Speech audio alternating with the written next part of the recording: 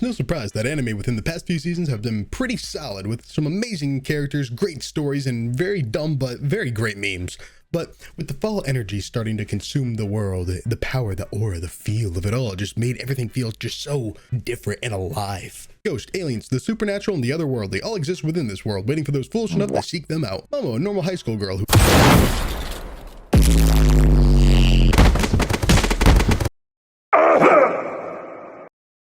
only wants a classic boyfriend with the works, muscles, a kind soul, brave and strong. After seeing another student get bullied, she stands up for her classmate Okuren, the nerdy otaku who believes in aliens and UFOs and the otherworldly beings. They clash heads as Momo believes in ghosts and spirits. So how do they reconcile their differences? They challenge each other to go to different locations where each other's respective beliefs have been spotted. An abandoned hospital where UFOs have been known to land and abduct people, and a famously haunted tunnel where you can see ghosts of an elderly woman. As it turns out, everything is real on both sides of things. Everything seems grim for Momo and Okuren until they both come into powers unwanted and unknown. A new adventure in love is starting right here and right now. Ever since the first episode of this dropped at Anime Expo this year, everyone has been patiently waiting for this absolutely stellar anime to drop, gathering such an immense amount of hype and getting so many people to read the manga, which is a very surprising turn of events. It really shows that something creative and goofy can create such an impact still. Not everything needs to be this serious, gritty story. It's no surprise that this is being looked at as one of the new big three since the ending of JJK and My Hero Academia. Remember when Kaiju no 8 came out and everyone was super hyped for it, but as soon as it started going in a few episodes, it got pushed aside with some people talking about it not being able to live up to the level that it was during the first few episodes. I think it serves as a catalyst for dandadan, getting everyone back into the mindset of transformation manga and anime, showing a classic genre still has new and amazing things to offer. Dandadan has this energy of Mob Psycho at times, with how it switches art styles frequently, making it not feel so grounded but lighthearted and really good with comedy moments. I wish I had talked about dandadan a lot sooner than I have. I've been reading the manga for a while now, and it's only progressively improving as new chapters come out, and all I can say is no one is ready for the near or far future of dandadan. Haruka, the loner of his class, who stays in his own lane, passing the time by reading manga and light novels. He can't ask for a better life than what he has now. The neat lifestyle is what suits him best. When fate calls and transports him and his class to another world, he tries to outrun the magical circle, ending up being the last one summoned. He thinks it's game over for himself as he finds out it's a first come first served treatment when it gets to picking powers in this new world. With the unfortunate luck of not getting to pick any of the OP skills, things seem hopeless. Literally one of his skills making it so he can't form a party. With his combined skills of Loner, Villager A, and Master of None, and the rest of his Walmart bargain bin trash magic, he starts to live a solo, quiet life, making everything for himself, while also finding it pretty enjoyable as well.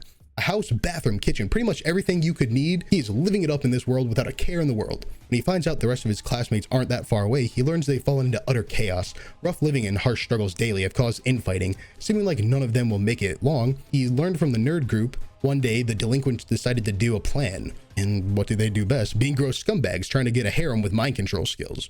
As the days pass, he helps the groups one by one, slowly building up to the point he heads out with the group of all the girls in his class towards the city to try and find the nerds.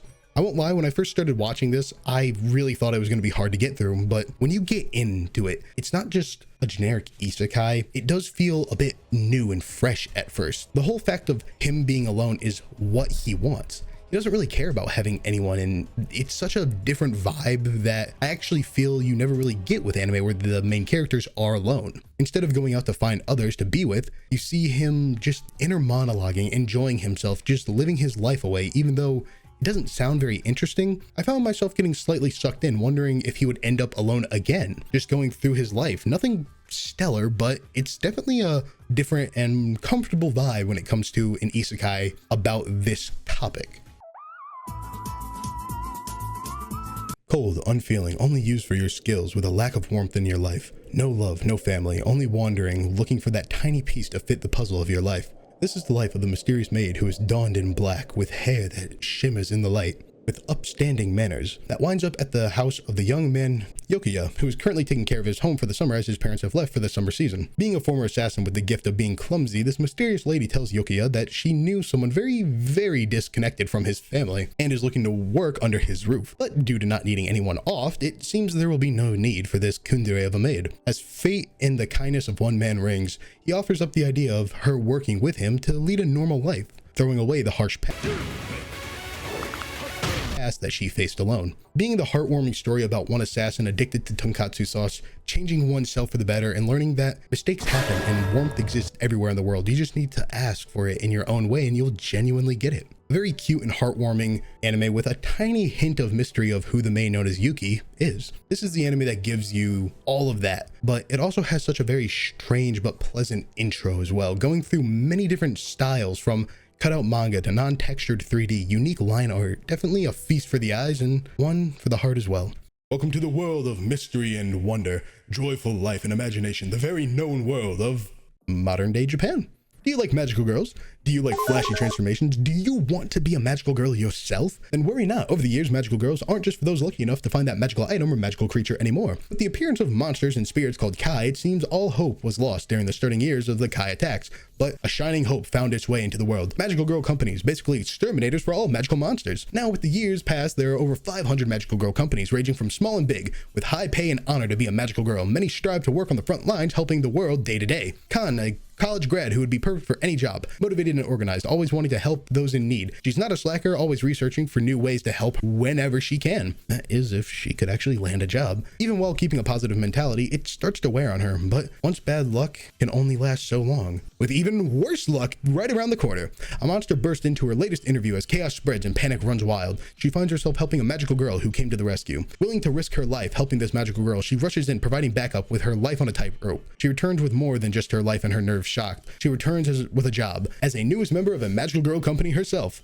I really do love how things have been switched up heavily when it comes to the whole magical girl and how the world is dealing with it as a whole. The whole digital magic system is something really interesting to me. The whole tablet reloading thing, feeling like a game, it really does feel just so different. Allowing for anyone to be a magical girl somehow makes it feel more special than the usual way of just being happenstance or bloodline inherited, or finding that one weird creature that's on the side of the road. Anyone could do it, but only a few who are brave enough actually do it. And just the whole idea of being brave enough to fight to get that privilege, so it just feels more because not everyone's willing to do it. Also, they're playing Luigi's Mansion up in this bitch while absorbing them into thumb drives, getting data on them. It just really shows interesting ways of going about things when it comes to magical girls and fighting monsters. Also, there's a tomboy. When everything in life feels wrong and bleak, everyone needs a hobby to take their minds off of the stress and worry.